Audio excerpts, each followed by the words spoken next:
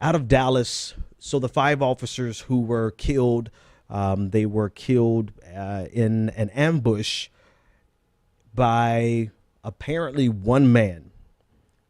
And I unpacked this just a little bit on Friday. The news was still breaking, but U.S. veteran, Army veteran, Micah Xavier Johnson is the perpetrator. He managed, and I'm saying it like this for a very specific reason, because no matter what narrative is being told about this story, to me, the most important thing about this story is the type of carnage one person trained with military training and who has access to weapons, assault rifles, and has absolutely no fear because he has nothing to lose and is trying to make a point. The kind of damage one person like that can make is unimaginable. It was such a large scale attack on last week that most people believe that it was a coordinated attack between multiple shooters. Most people believe that it had to be at least a minimum of 3 people because of the number of officers who were shot, injured, and killed. Today, the actual number went up to 13 officers who were wounded, and out of the 13, 5 were killed.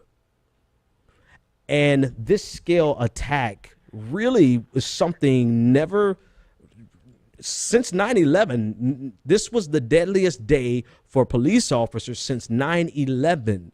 And a lot of things have come to light about the shooter. But to be sure, can you understand the scale? If they're telling us everything and I have no reason to believe, not to believe them, I'll take them at their word, right? I don't do the false flag. I don't do the, trying to whatever. I'm going to take them at their word, because if they put this word out that this was one man, then we need to understand the kind of impact one person can have with a gun. And I know no one wants to talk about guns right now. Right now, everyone wants to talk about the fact that this guy expressly mentioned that he wanted to kill white people, right? And that he wanted to kill white cops in particular. And right now, everyone's trying to go back and forth whether or not Black Lives Matter is responsible, which they're not, right? Everyone is trying to make it seem, spin their own narrative. And I guess I'm doing the same thing, because the most important thing that jumps out to me is how insane this guy, his impact was. We always hear the narrative of a good guy. The only thing that could stop a bad guy with a gun is a good guy with the gun.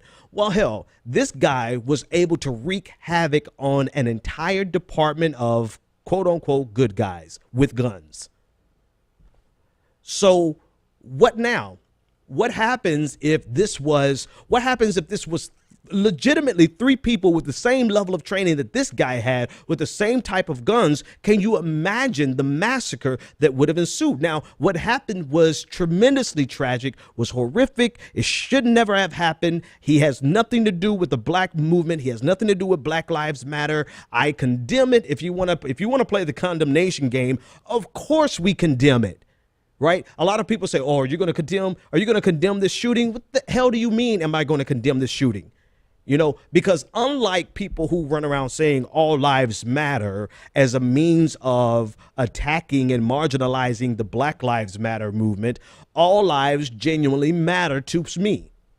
And so, of course, this is a horrific event. Now, back to the story at hand. This guy was able to inflict so much damage with just his military training that I think this conversation must evolve into being about the weapons that we have access to, or that people who are unstable have access to. It is just unimaginable that one man can hold off an entire department of police officers for almost 4 hours and end up killing 5, wounding a total of 13, including the deceased. It's insane.